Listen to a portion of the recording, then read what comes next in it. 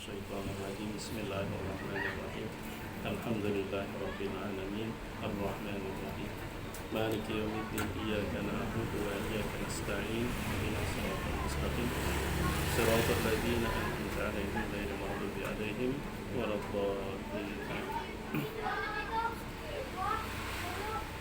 Assalamualaikum warahmatullahi wabarakatuh. Bismillahirrahmanirrahim. Alhamdulillah. Wassalatu wassalamu ala Rasulillah Sayyidina Muhammad ibn Abdillah wa ala alihi wa ashabihi wa ala man ittaba'a huda amma ba'd. Sahibul majlis sekeluarga, Bapak Ibu jamaah yang Allah muliakan, pertama-tama kembali kita sama-sama awali kajian kita pada malam hari ini dengan mengucapkan Alhamdulillahirabbil alamin. Mudah-mudahan Allah tambahkan dengan keberkahan. Salawat dan salam kepada Nabi kita Muhammad sallallahu alaihi wasallam.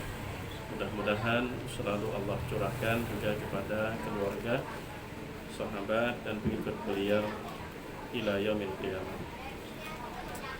Jamaah rahimakumullah, usi nafsi wa iyyakum bitaqwallah. Kembali ulun ingatkan untuk diri pribadi dan buat kita seberataan agar di dalam situasi apapun kita tetap mengutamakan nilai ketakwaan kepada Allah Subhanahu wa taala. Suka maupun duka, manis maupun pahit. Lebih-lebih kita baru-baru harus menerima kenyataan BBM naik. Mudah-mudahan BBM naik, kualitas ketakwaan kita pun juga ikut naik. Kita mencela, kita mencaci maki celaan kita tidak akan sampai juga kepada mereka yang ambil keputusan. Bahkan kalaupun sampai, kemungkinan besar pun kada didengarkan. Maka dari itu seyogianya kita jadikan ini momen bagaimana kita menguji dan membuktikan kesabaran kita, ketangguhan kita tanpa melupakan untuk selalu memanjatkan doa-doa yang baik. Doa-doa yang baik. Sebab mendoakan kada baik, untungnya kadida, tapi ruginya itu pasti ada. Jamaah rahimakumullah, kita sampai kepada mas'alatun man taraka tasyahhud al-awwala aw syakka falam yadri ashalla salatan aw arba'an akhadha bil yaqini wa sajada sajdatay sahwi qabla as-salam fa in nasiya fa ba'da as-salami mahma tadzakkara 'ala al-qurbi. Barang siapa yang ketinggalan tasyahud awal di dalam sholat, berarti mun kada zuhur, asar atau maghrib isya, menung subuh dasar memang kada ada tasyahud awalnya, langsung tasyahud akhir. Barang siapa yang ketinggalan tasyahud awal di dalam sholat, au syakka atau mengalami kebimbangan, ragu, ini udah 3 rakaat atau 4 rakaat, karena bertambah pikiran kita lah. Dengan naiknya BBM ini secara otomatis harga barang pasti naik, pasti juga naik. Mudah-mudahan rizkinya juga naik seiring dengan imannya juga naik. Lalu kada ingat ini sudah 3kah 4kah, maka solusinya ambil jumlah nang pasti. Jumlah nang pasti itu adalah jumlah nang paling sedikit. Kalau 3 udah pasti, nang ragu itu 4. Lalu kemudian sujudlah 2 kali sujud sahwi sebelum salam. Sekalinya kada ingat juga sujud sahwinya, timbul assalamualaikum warahmatullah, assalamualaikum warahmatullah. Terlanjur mengucapkan salam, maka sujud sahwinya sesudah salam, dengan catatan jangan jaraknya jauh. Jangan jaraknya jauh. Artinya sujud sahwinya masih bisa dikejar. Mas'alatun al-waswasatu fi niyyatis sholati sababuha khabalun fil aqli aw jahlun bisyar'i. Kalam berikutnya ini mesti kita simak dengan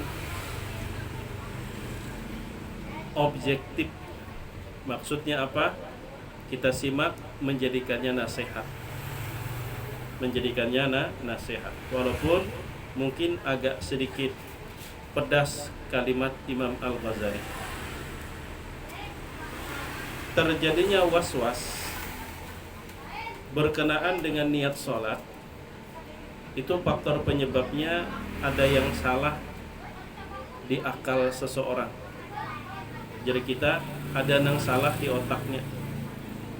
Atau bisa jadi itu karena dia tidak mengerti tentang agama, tidak paham tentang hukum. Apabila mengalami was-was saat meletakkan niat, terbulik-bulik Allah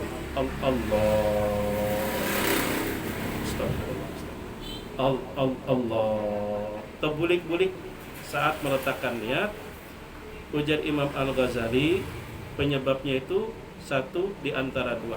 Pertama, ada hal yang salah dalam struktur berpikir yang ada di otaknya, atau bisa jadi karena tidak paham dengan hukum.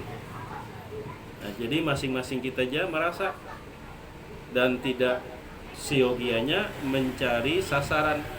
Oh, berarti si Anu semalam dihiga unda sembahyang. Oh, berarti si Anu semalam. Oh, berarti si Anu. Maka rugi kita kalau imbah dapat ilmu tersebut kemudian kita jadikan bacaan untuk menilai orang lain. Rugi kita. Ilmu yang kita tuntut itu gasan kita. Kalau umpama ada hal yang baik dari ilmu yang kita dapat, sudah ada di diri kita, bersyukur kepada Allah. Mohon istiqomah agar kita bisa lempeng. Artinya kan kawa mempertahankan kebaikan tersebut, malah munya kawa ditingkatkan. Dan tidak perlu kita merasa lebih baik dari orang lain. Bila sudah ada perasaan lebih baik dari orang lain, itu nang merusak. Itu nang menurunkan derajat kita di hadapan Allah. Tapi kalau dari ilmu yang kita tuntut itu ada keterangan-keterangan tentang perilaku atau perbuatan yang buruk, dan ternyata ada di diri kita, maka berusahalah untuk memperbaikinya. Dan kada perlu kita berkesah ke sana kemari. Nang disampaikan sidin tunda terus terang unda tegawi, kada perlu kita kesah maka itu. Kenapa? Mengolah dosa orang kena memandir kita. Nabi itu mengajarkan kalau ada hal buruk pada diri kita, Allah menutupi, maka tugas kita adalah berusaha memperbaiki dan tutup, jangan kita kesah ke sana kemari. Dalam sebuah hadis yang sahih, Nabi bersabda, kullu ummati mu'afan. Setiap umatku itu sebenarnya baik-baik saja. Selamat, setiap umatku itu baik-baik saja, illal mujahirin. Terkecuali memang ketujuh melakukan perbuatan mujaharah. Wa inna minal mujaharati. Nah, Nabi termasuk perbuatan muhajarah tersebut, seseorang melakukan gawian nang kada baik di malam hari, kadidanang tahunya hanya inya dengan Allah Subhanahu wa taala, lalu Allah tutupi perbuatan kada baik tersebut. Tiba-tiba di pagi hari ketemu dengan kawan, inya seorang nambah kisah, aku malam tadi itu anuai. Itu perbuatan mujaharah, padahal Allah sudah menutupi. Maka jangan dikesahkan. Itu aib kita tuh lah, apalagi aib orang lain. Nah, jamaah yang dimuliakan Allah Subhanahu wa taala, jadi ujar Imam Al-Ghazali, kalau ada orang mengalami was-was dalam masalah niat sholat, itu penyebabnya satu di antara dua. Mun kada cara berfikirnya yang bermasalah, atau memang kada faham dengan hukum perkara agama. Li'anna imtisala amrillahi azza wa jalla mislu imtithali amri ghairihi wa ta'dhimahu ka ta'dhimi ghairihi fi haqqil qasdi. Karena dalam menjalankan menjunjung tinggi perintah Allah itu kita bisa belajar bagaimana saat kita menjalankan perintah manusia. Kita juga bisa belajar pada saat kita memuliakan manusia, bagaimana siogianya kita memuliakan Allah dalam bentuk fokus pikiran kita. Contoh jadi Imam Al-Ghazali, umpama ada orang yang terpandang, kita ini rahat sedang duduk, lalu datang masuk besalang berucap di hatilah kita untuk mendorong kita berdiri, sah jaku berdiri. Bilanya kada berucap tuh kita lalai. Nah, berarti ada hal yang harus kita benahi. Itu udah menjadi bagian dari, ya kalau bahasa kita spontan, datang langsung secara otomatis kita berdiri menyambut. Dan perbuatan kita berdiri menyambut itu sudah menunjukkan fokus hati kita menyambut kedatangannya. Mun lawan Allah Ta'ala kita kada kawan angka itu, kenapa lawan manusia kita kawan? Berarti ini persoalannya ada yang salah dalam kita berpikir. Makanya dalam hal niat, di dalam sholat, kita berbeda dengan mengucapkan niat di mulut, mengucapkan niat di lidah, atau melafalkan niat. Dalam mazhab Imam Asy-Syafi'i memang dianjurkan melafalkan niat guna membantu agar pikiran kita itu bisa simpun berada pada apa yang hendak kita gawi.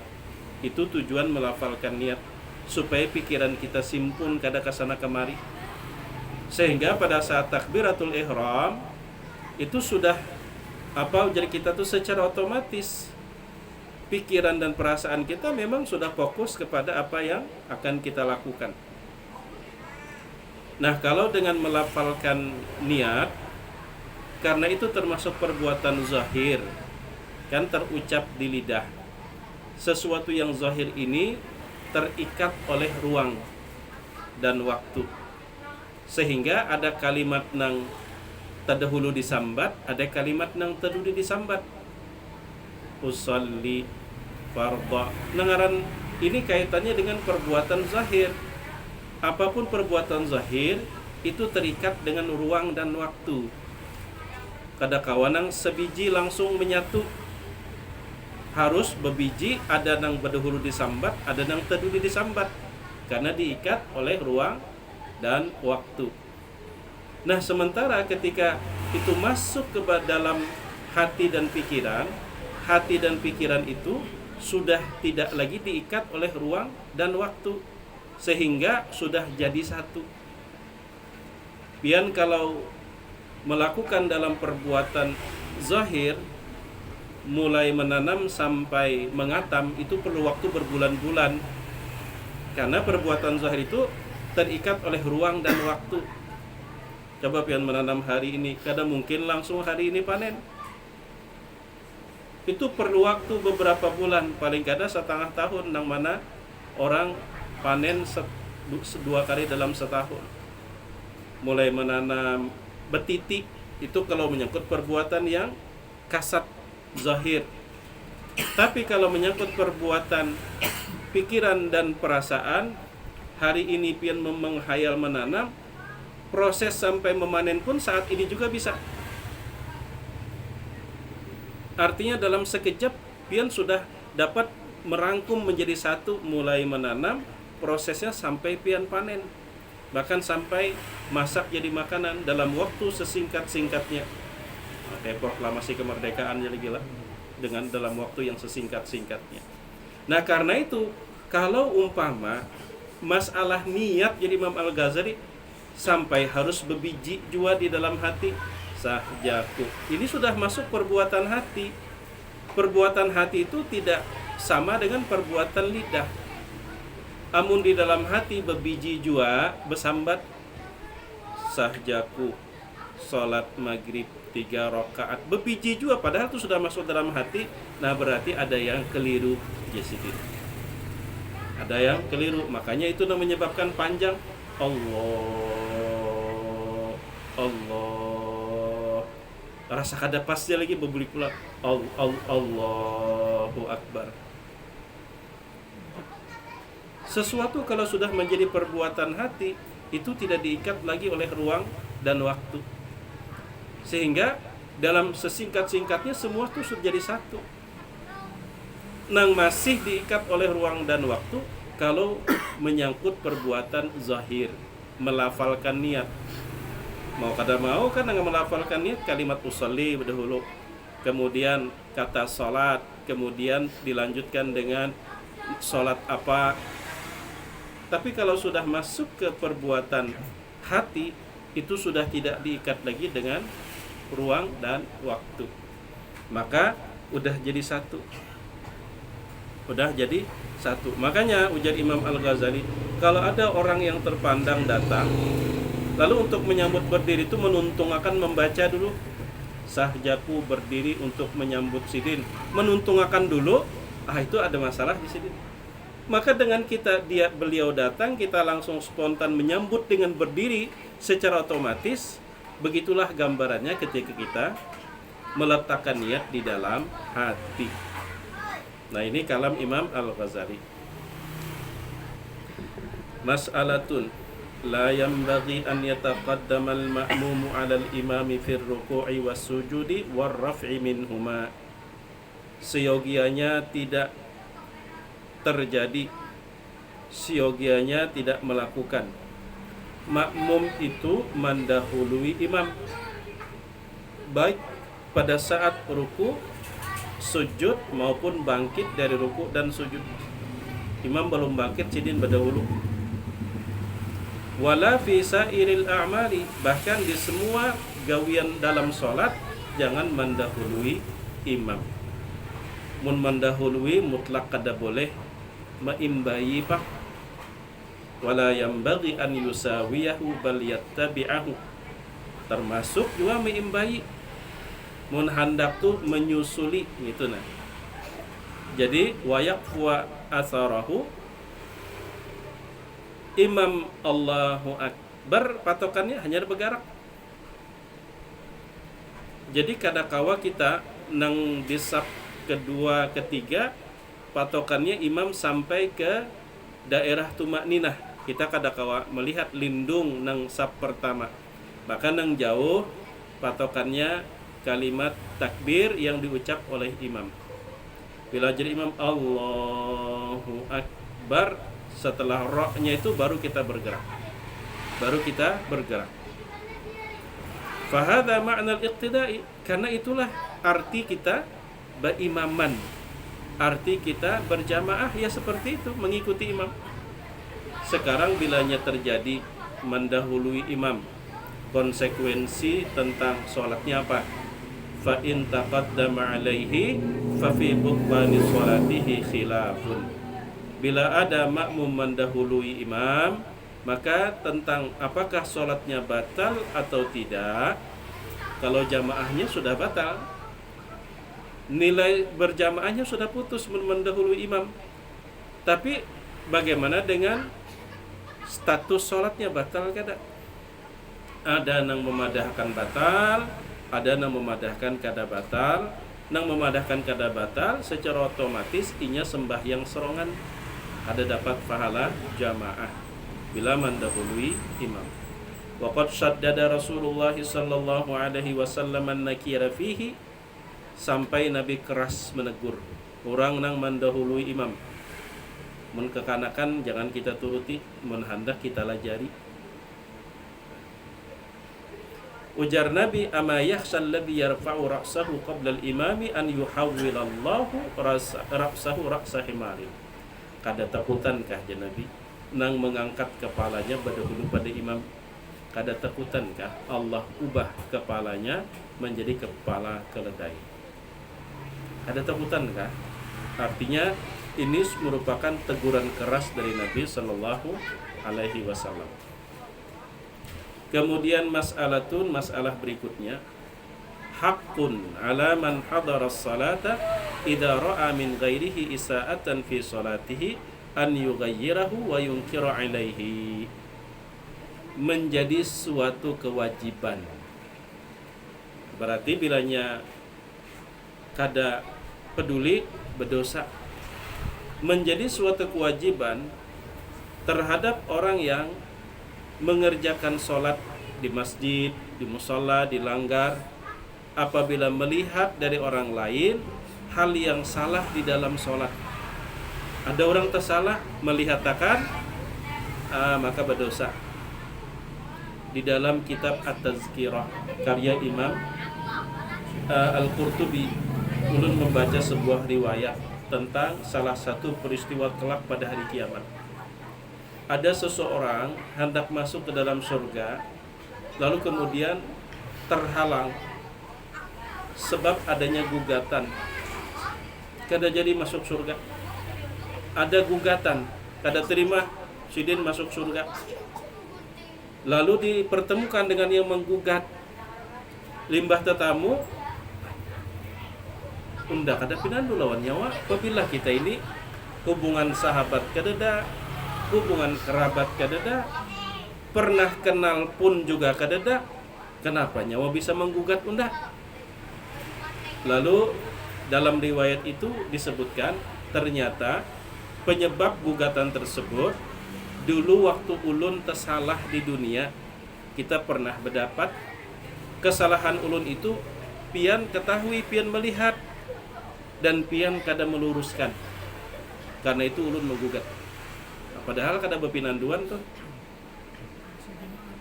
Makanya ujar Nabi, man ro'a minkum munkaran. Siapapun di antara pian-pian melihat, mengetahui suatu perbuatan mungkar, Nabi tidak menyebutkan baik dari orang nang pian tahu, kenal, atau orang nang kada pian kenal, nang nyata perbuatan mungkar. Siapapun pelakunya, maka jangan cuek, jangan pura-pura kada melihat. Kita menegur orang yang melakukan kemungkaran zaman sekarang memang lebih berat tantangannya.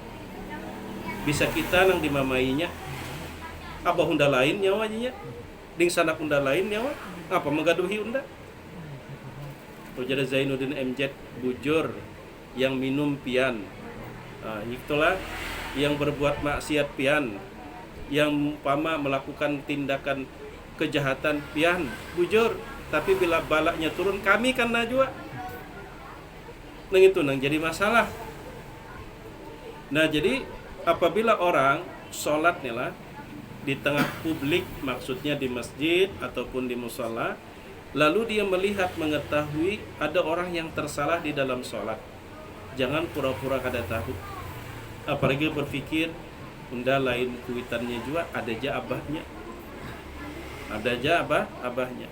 Maka kewajibannya untuk mengubah dan meluruskan,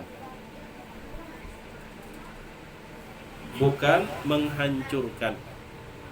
Jadi kewajibannya membina. Kalimat fal yughayyirhu, hendaklah dia membinanya.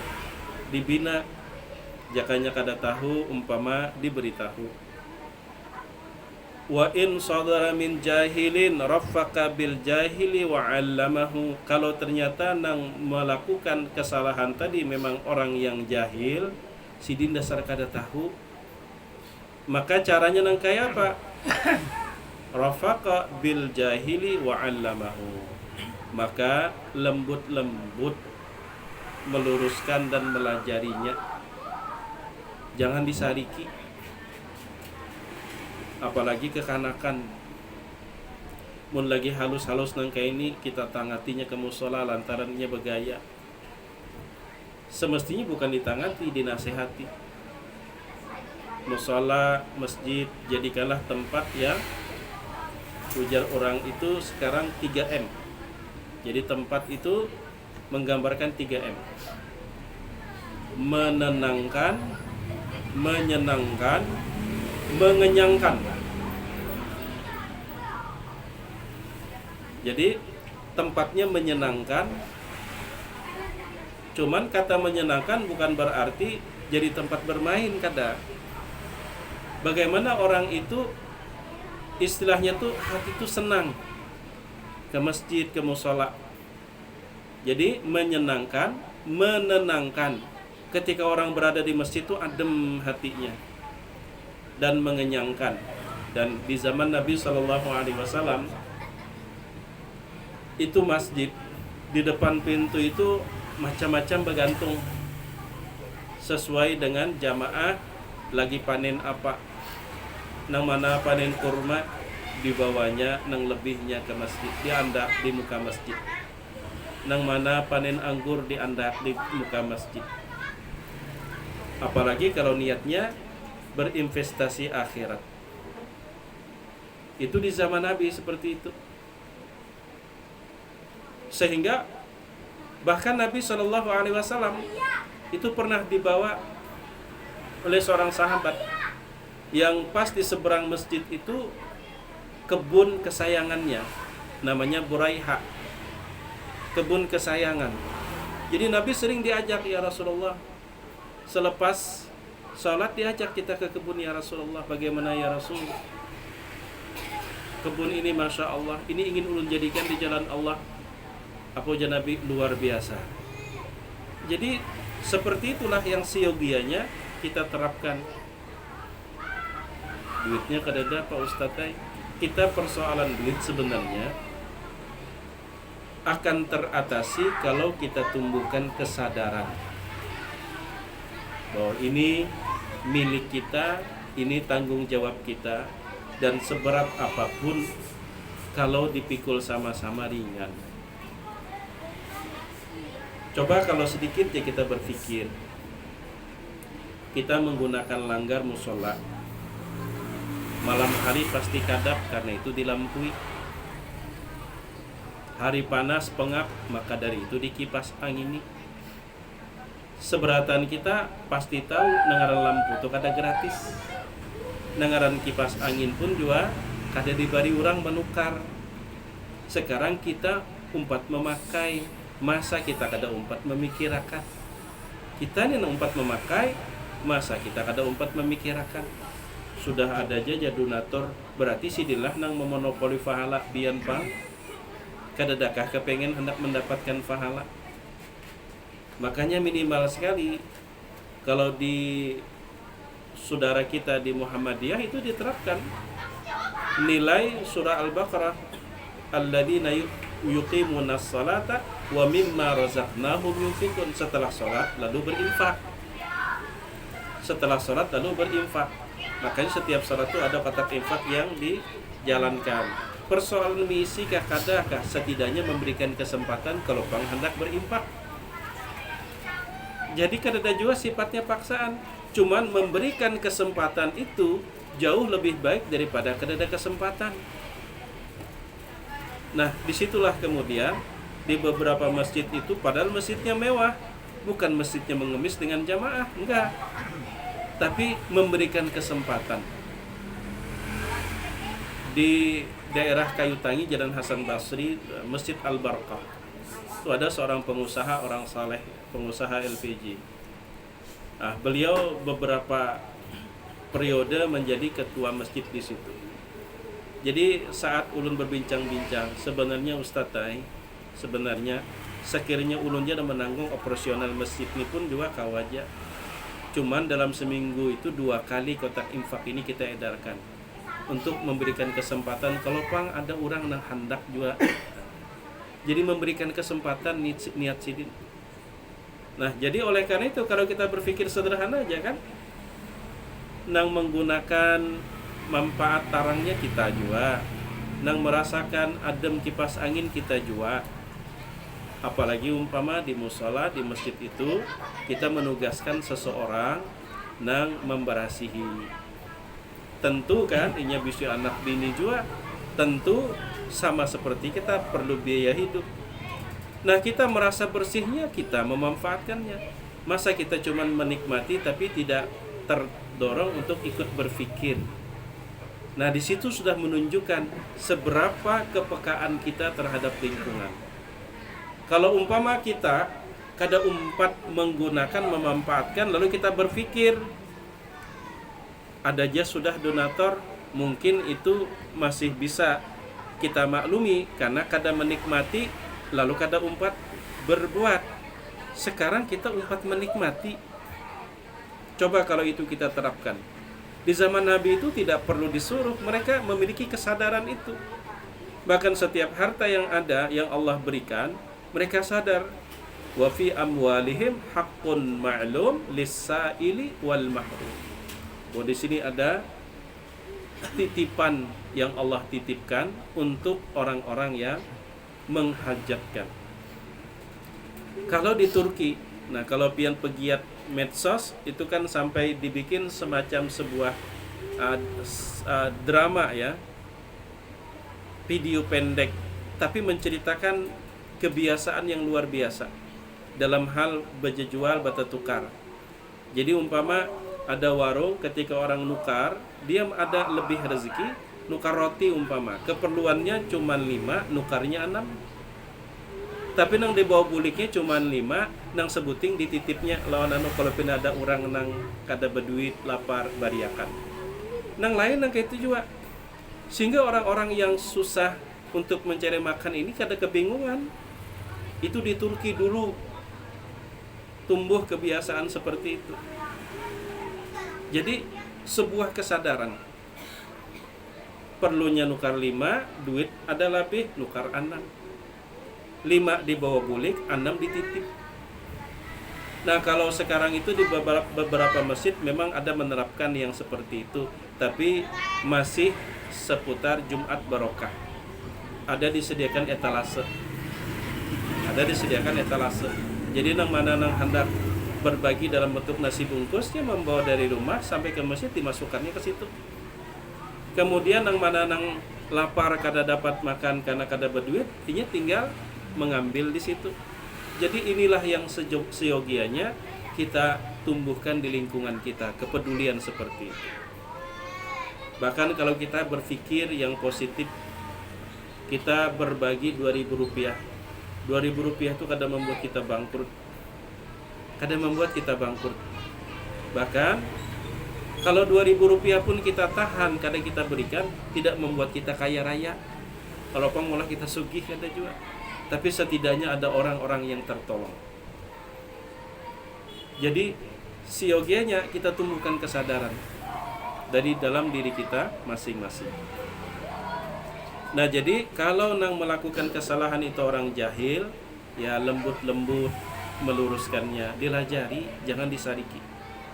Famin dzalika al-amru bitaswiyati sufuf wa man'il munfaridi bil wuqufi kharij as-saf. Misal kasusnya sab nang kada rata, jangan bersanggup pekat nang kada rata dihambat batisnya, jangan. Kalau ulun di masjid itu kalau ada sab yang kurang rapat atau umpama sab yang kada rata, itu unik cara mereka meluruskannya, kayak dirangkul. Padahal sudah takbiratul ihram orang Allahu Akbar, datang kita kada rapat, nah aja tangannya nang kayak itu. Nah kayak digandengnya kita begamat, ditarik yang gitu. Itu di Mesir seperti itu. Jadi dengan lembut, termasuk orang yang sorongan berdiri di belakang sab. Inya di kampung ini macam-macam pian. Ada nang ketujuh dibuncu aja padahal jaka merapat bang. Beristilah di situnya. Ada juga nang kayak itu. Sambil begayaan barang umpama mun pian di situ terus karena mereng masjid kita jurang sambil tertawa kan bisa juga. Jangan pian kada sah sembahyang anak itu, kada dapat pahala jamaah. Wah itu subhanallah melukai perasaan orang. Sambil digaya-gayain juga. wal inkar wa min dzalika wal inkaru ala man yarfa'u ra'sahu qabla al-imam bila ghairi dzalika min al-. Termasuk umpama ada orang sembahyang hingga mendahului imam terus, maka kalau itu terjadi dan dilakukan oleh orang yang belum mengerti bujur, disayangi. Maksud disayang itu bukan dilestarikan, artinya kan meluruskannya itu penuh dengan kasih sayang. Wa an Umar radhiyallahu anhu qala tafaqqadu ikhwanakum fis salati fa idza faqadtumuhum fa in kanu marda fa'uduhum wa in kanu asihha fa'atibuhum. Sampai nang kada berjamaah. Nang kada berjamaah aja ujar Umar, cari siapa nang kada umpat berjamaah. Elangi kalau ternyata mereka sakit, maka santuni, beri obat. Di masyarakat kita tuh unik. Kalau kita kurang peka, malah kita bukan meringankan tapi memberatkan. Salah satu kebiasaan di masyarakat itu meminta banyu doa, lain banyu selawar lah, banyu doa, meminta banyu. Ada anaknya sakit panas, hendak ke dokter, duit kada cukup, nang ada cuman 10.000, hanya gasan bahadiah lawan tuan guru, sekedar berharap banyu doa dibuat di amplop. Siogianya kalau kita sebagai tokoh nang orang baik sangka doa kita mustajab, siogianya doakan, kemudian isi amplopnya ditambahiakan, sarankan, nah bawa ke dokter, berapa kurangnya tambahiakan. Siogianya seperti itu. Kita mesti harus bisa membaca. Ini menjadi alternatif sidin, karena sidin kada ada bisi duit cukup hendak ke rumah sakit.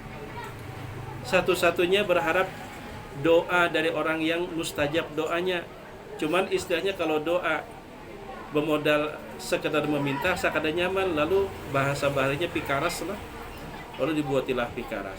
Nah, maka bagi kita siogianya turut empati dengan keadaan seperti itu, doanya kita berikan, kemudian amplopnya kita tambahi. Tapi lain kisah nang ada orang lah datang lawan tuan guru, guru jar ulun ada hajat lawan pian guru. Kenapa hajatnya? Ulun ini hendak minta sembahyang hadiah, kemudian sembahyang hajat. Imbah itu ulun minta bacakan surah Yasin 3 kali, betahlil 1000 kali. Amun pian berkenan juga, bacakan manakib. Ulun ada nazar manakib umpama Syekh Saman Al-Madani. Nah ulun bahadiah pengalih gasan pian. Menilik si tuan guru 20.000 isinya. Baca Yasin 3 kali, sembahyang hadiah, sembahyang hajat, betahlil 1000 kali. Mbak itu baca manakib, pulang karena ada nazar. Jadi ujar tuan gurunya ambil ke kantong 30.000. Nah Jasidin, ulun tambahiakan jadi 50, bawa gulik gawi seorang pian Jasidin. Gawi seorang Jasidin. Itu kisah aja Bang lah. Kepurunan mana ya kalau banyak pada permintaan. Nah barangkali ini yang dapat ulun sampaikan, karena waktu Isa sudah tiba. Jika ada salah dan hilaf mohon dimaafkan. Mudah-mudahan apa yang kita simak bisa menambah pengetahuan kita, kemudian meningkatkan kualitas ketakwaan kita kepada Allah. Umpama kalau ada yang hendak disampaikan atau ditanyakan, mungkin 1 atau 2, itu masih ada waktu. Ulun persilahkan. Yang pas tadi bisa Kon? olah membaca lakon kita nggak bisa. Kalau bacaan biasa aja lah, kayak ABCD sebenarnya nanti baca aja nggak bisa aja. Ini kita tadi dia. Salat itu isinya semuanya zikir dan doa. Maka siogianya kalaupun dibaca itu akan lebih baik ketimbang kita tidak membaca, kemudian pikiran kita kesana kemari. Jadi baca aja. Nah, sedangkan takbir itu takbir nang takbiratul intiqal, karena itu belum terhitung, maka takbirnya itu yang siogianya tidak dibaca. Tapi kalau zikirnya di dalam sholat itu kita disarankan jangan sampai kosong tanpa ada yang dibaca. Bahkan pada saat gini kita sholatnya sir, umpama zuhur dan asar, kita udah baca surah Al-Fatihah, kemudian kita udah baca surah, imam belum juga lagi ruku-ruku. Nah, maka baca lagi surah yang lain. Baca lagi surah yang lain. Jangan biarkan adanya kekosongan itu di dalam sholat. Mungkin yang lain barangkali.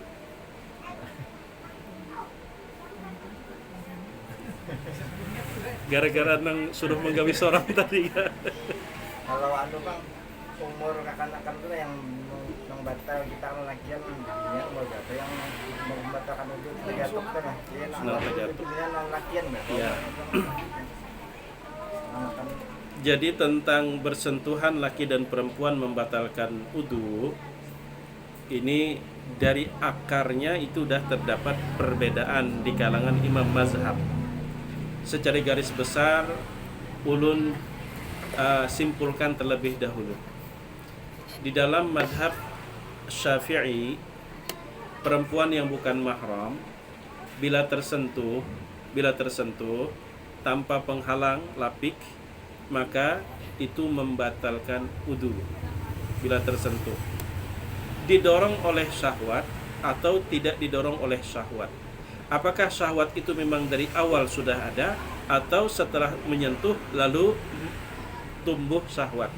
Secara mutlak wudunya batal. Di dalam madhab Imam Abu Hanifah, demikian juga salah satu riwayat dari Imam Ahmad, itu sebaliknya kada batal. Kada batal. Sekalipun ada syahwat, apakah sebelum menyentuh atau umpama setelah menyentuh timbul syahwat, itu kada batal. Nah, kalau dalam madhab Imam Malik, itu nang membikin batal bukan laki bersentuhan dengan perempuan, tapi syahwatnya. Sehingga dalam madhab Imam Malik, mencapai lelakian bersahwat batal, lakian mencapai lakian tapi bersahwat batal. Itu dalam madhab Imam Malik. Sehingga dari situ maka memecah masalah yang berikutnya. Kalau prinsip dalam madhab Imam Malik itu adalah yang menjadi ukuran adalah syahwat. Sehingga biar kekanakan yang halus, jangankan dia bebinian, lelakian pun menyentuh kekanakan lelakian muncul syahwat birahi, maka batal wudunya dalam madhab Imam Malik. Nah, sementara dalam madhab Imam Asy-Syafi'i, itu yang batal itu bukan karena faktor syahwatnya, karena bersahwat batal, maka dilihat dari faktor umur. Jadi apa ukurannya? Ini kembali kepada kaidah al-'adatu muhkamah atau muhakkamah. Dilihat dari usia anak yang mana di usia itu masih belum memberi kepingin. Itu ukurannya. Berapa tahun anak-anak, berapa tahun usia anak itu kalau dipandang oleh lawan jenis nang tuha nang normal. Beda dengan pedofil lah. Kalau pedofil malah kekanakan tuh nafsu benar. Nang normal teh kekanakan usia berapa tahun nang kira-kira belum ada muncul hasrat ketika memandang anak di usia tersebut. Nah, ini kembali kepada kultur dan budaya lingkungan masing-masing. Makanya al-'adatu muhakkamah. Barangkali di daerah tertentu orang kalau usia anak itu masih di bawah 10 tahun orang kada ada nafsu apa-apa. Tapi di daerah yang lain mungkin barangkali sudah terbiasa kalau anak usia sudah memasuki atau di atas usia 6 tahun itu sudah bisa memberi kepengen, maka berarti membatalkan. Ini sangat terlihat perbedaan kalau kita bandingkan di Mesir dengan di Indonesia. Di Mesir itu kalau anak gadis, anak perempuan, bila sudah umurnya tuh di atas 6 tahun nang kayak orang bujang, baik perawakan, postur tubuhnya tinggi, montok, ujar wang wah ini semok lah. Apa semok tuh kata tahu julun. Itu kalau udah di atas 6 tahun. Itu kalau di Mesir bodinya tuh kayak orang dewasa kita di sini. Jadi kalau kita terbiasa di sini melihat body seperti itu, seperti memandang wanita dewasa, maka berarti kalau tersentuh kita batal. Tapi bagi orang Mesir, mereka masih di bawah umur. Masih di bawah umur. Intinya begini, kalau kita ambil garis tengahnya, kalau kita secara pribadi melihat kekanakan itu pertama di bawah umur, Dan umur seperti itu bagi kita sama seperti bayi, tidak menimbulkan hasrat saat memandang, maka kada batal. Tapi bagi orang yang umpama ada kelainan, umpamalah bisa seperti kelainan cara berpikir, melihat kekanakannya sama dengan melihat orang tua, maka bagi orang tersebut batal kalau dia menyentuhnya. Batal kalau menyentuh. Nah demikian juga kalau sudah faktor tuha pun sudah sampai kayak ini nang kada ko bergerak lagi, maka itu kada batal lagi. Kecuali kalau memang ada kelainan, melihat nininya benapsu, umpama kelainan ngarannya tegatuk sidin batal. Jadi ada batasan umur ya. Nah barangkali itu salah dan kurangnya mohon dimaafkan. Pon apa itu? Laki-laki di bawah sembahyang atau masalah sudah tadi lipat. Oh ya. Kalau sekedar begepak itu sebenarnya tidak mengapa. Tidak mengapa. Kalau sekedar begepak hanya persoalan dia kada bersunat. Tapi persoalan saf maka hendaklah ditaruh di belakang, jangan memutus saf. Jangan memutus saf. Itu sama halnya ya seperti ada kucing beulit di batis. Kucing bebasuhnya bekamih lah. Bebasuhnya behera lah. Berarti kan di anunya itu kan kada suci. Tapi nya mau ulit di batis kita lewat, kada batal sholat kita. Kucing tidak membatalkan. Kucing beulit kita sembahyang di ulitnya di lewat anunya batis kita, itu kada batal. Padahal inya behera, inya bekami. Behera bekaminya kada bebasuh nya. Tapi kalau kucingnya duduk di sini, Hah. Insya Allah kada batal.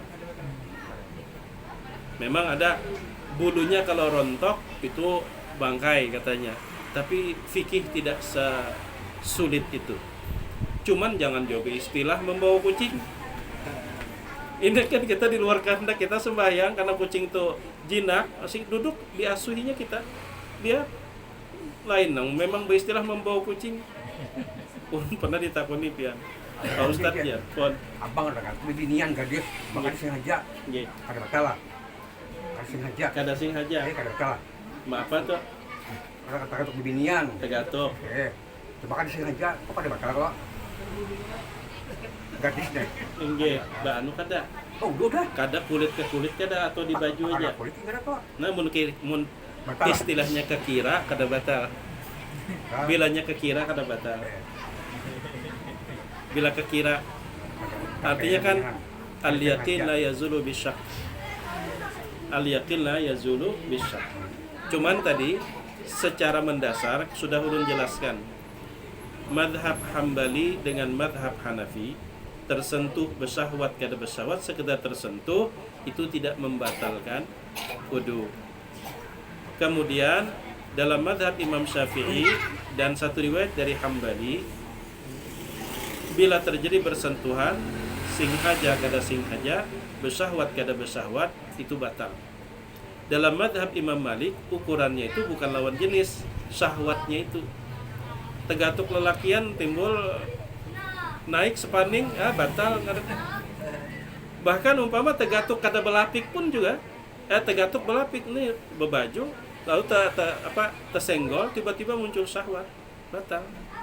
Sama dalam madhab Imam Malik itu, walaupun pian kada takantut, tapi parut sudah ngerok dia gitu nah bunyi batal. Walaupun kada takantut, tapi parut model menggelorok, berarti itu tandanya pian belum makan. Batal anunya udunya dalam madhab Imam Malik. Tapi kita kan mayoritas madhabnya Syafi'i. Walaupun dalam prinsip Nahdlatul Ulama 4 mazhab itu diakui. Cuman mayoritas kita di Indonesia lebih banyak mengadopsi madhab Imam Asy-Syafi'i. Nah, barangkali itu yang dapat ulun sampaikan. Mudah-mudahan bermanfaat. Umpama ada salah dan hilaf, mohon dimaafkan sebesar-besarnya. Hadanallahu wa iyyakum ajma'in. Al-Fatihah. A'udzu billahi minasyaitonir rajim. Bismillahirrahmanirrahim. Alhamdulillahirabbil alamin. Arrahmanir rahim. Maliki yaumiddin. Iyyaka na'budu wa iyyaka nasta'in. Ihdinas siratal mustaqim. Siratal ladzina an'amta 'alaihim ghairil maghdubi 'alaihim waladdallin. Amin. Bismillahirrahmanirrahim.